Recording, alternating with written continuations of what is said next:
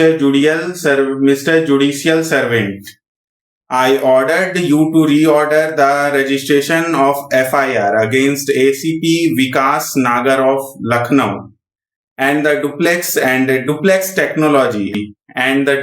Technology Services for running cyber crime syndicate across the country. That's all from my side. Everything is on record in 155 pages of the file. That's all from myself. And these are few pages I have. ले दे देना मादर चोद CJI को, ये दे देना।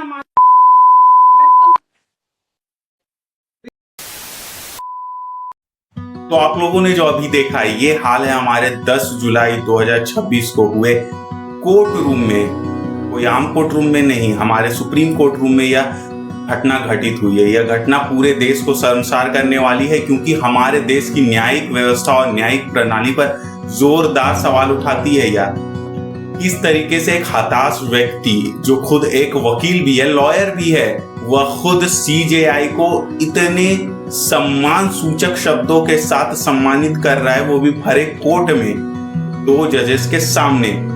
जब लोग हताश हो जाते हैं, आशा छोड़ देते हैं कि अब उन्हें कोई भी न्याय मिल पाएगा, तो ऐसे ही कदम उठाए जाते हैं। इस न्याय की शुरुआत होती है हमारे सबसे लोअर कोर्ट से, जो हमारा डिस्ट्रिक्ट कोर्ट हो सकता है, हमारा लोकल कोर्ट, गांव पंचायतों, और सबसे पहले तो जो बेसिक चीजें होती है, हम लोग पुलिस के पास कंप्लेन करने जाते हैं, और पुलिस बजाय कंप्लेन लिखने के मामला सुलटाने का प्रयास करती है, और कई मामलों में यह कारगर भी साबित होता है। लेकिन जब वहां से मामला नहीं निपटता है तो हम लोग कोर्ट का रुख करते हैं। कोर्ट, डिस्ट्रिक्ट कोर्ट तारीखों पे तारीखें देता है, फिर एक दिन जाकर के कुछ फैसले दे दिए जाते हैं। उसके बाद जब हमें डिस्ट्रिक्ट कोर्ट से यह हल नहीं मिलता है तो हम चले जाते हैं स्टेट कोर्ट के पास, यानी कि हाई कोर्ट के पास, और हाई कोर्ट में भी फिर लंबे समय तक मामला चलता है, टाला जाता है, डेट पे डेट दी जाती है, तंग हो जाता है आदमी।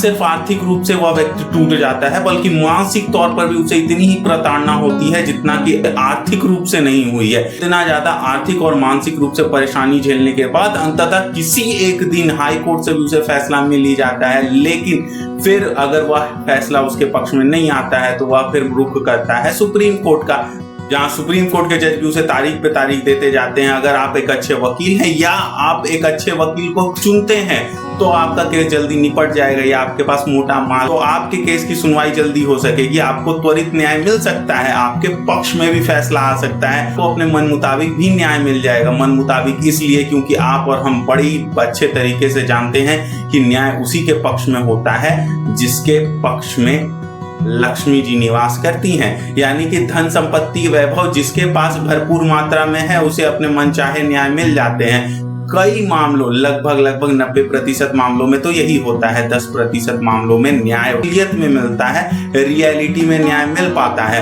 हमारे भारत ही नहीं, दुनिया के लगभग सभी के सभी देशों में यही न्यायिक प्रक्रिया चलते आ रही है। जिसके पास जितना पैसा उसका उतना बड़ा बोलबाला। कई ऐसे वेब सीरीज हैं, लिंकन लॉयर से लेकर के भारत में अदालत जैसी कई सारे वेब सीरीज बनाए गए हैं, सीरियल बनाए गए हैं, कई कोर्ट रूम ड्रामा फिल्में हैं जो यह साफ साफ दिखाती और दर्शाती हैं कि किस तरीके से कोई एक प्रभावशाली व्यक्ति या लॉयर हमारे ही कानून और संविधान के लूप होल्स को खोज करके अपने मन मुताबिक अपना न्याय चुन लेता है या ढूंढ लेता है।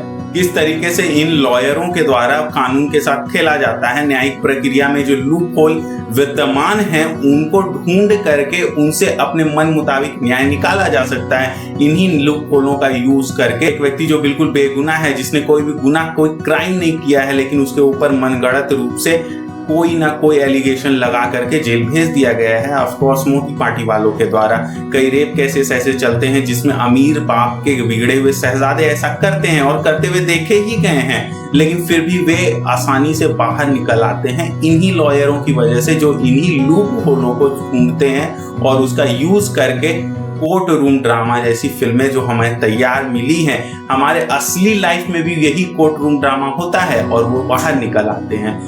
जो घटना 10 जुलाई 2026 को भारत के सुप्रीम कोर्ट के कोर्ट रूम में हुई, यह कोई एक मामूली घटना नहीं है और यह कोई एक पहली घटना भी नहीं है, क्योंकि दुनिया भर के कोर्ट रूम में ऐसे कई इंसिडेंट हो चुके हैं जहां पर कई ऐसी घटनाएं हुई है जिसने हमारे कानून व्यवस्था और न्यायिक प्रणाली जो है इसको कटघरे में ला करके स्वयं खड़ा कर दिया है। क्योंकि आपके पास जो लोग न्याय की आस लेकर के आ रहे हैं उन्हें न्याय नहीं मिल रहा है, अपितु उन्हें न्याय के बजाय उन्हें कोर्ट रूम के चक्कर लगाने पड़ते हैं, वकीलों की महंगी फीस देनी पड़ती है और फिर भी उन्हें अपना न्याय नहीं मिल पाता है। इनमें वैसे लोग अधिकतर होते हैं जो गरीब तबके से आते हैं और अपने न्याय के लिए वर्षों तक लड़ते रहते हैं पर उन्हें न्याय नहीं मिलता है। कई कई केस में हमने ये भी देखा है कि लोगों की पीढ़ियां खप जाती है, उनके चप्पल घिस जाते हैं लेकिन फिर भी उन्हें न्याय नहीं मिलता। कहते हैं कानून अंधा होता है। ये कैसा अंधापन है जो आपको सच्चाई दिखती नहीं है? आप क्या इतने अंधे हो गए हैं कि आपको उस व्यक्ति का दर्द नहीं दिखा, या कानून ये कहता है कि उसके साथ रेप हुआ ही नहीं, किसी का मर्डर हुआ ही नहीं, जबकि आपको वीडियो में साफ दिख रहा होता है कि वो तलवार लहरा करके बड़े ही अच्छे से कह रहा है। चाहे वह कन्हैया लाल का केस हो या ऐसे कितने ही केस हो जिसमें अक्यूज्ड वीडियो बना करके हत्याएं करता है, लेकिन फिर भी कोर्ट द्वारा उसे 2 साल 3 साल के अंदर बरी कर दिया जाता है। यह सिर्फ एक न्यायिक प्रक्रिया और न्याय का मजाक उड़ाना होता है। यह जजों द्वारा कोई न्याय नहीं दिया जाता है। भारत के सुप्रीम कोर्ट रूम में जो भी कुछ हुआ वह न्याय की दृष्टि से एक सामान्य नागरिक के तौर पर अगर देखा जाए तो बहुत ही हताशापूर्ण है। किसी व्यक्ति को न्याय न मिलना उसकी इस हताशा को दर्शाता है और वह इस स्तर तक मानसिक रूप से टूट जाता है कि वह ये कदम उठाता है। खैर, आपको ये वीडियो कैसा लगता है कमेंट करके जरूर बताइए। अगर आपको ये वीडियो अच्छा लगता है तो एक शेयर जरूर करिए और हमारे वीडियो को लाइक भी करना मत भूलिएगा।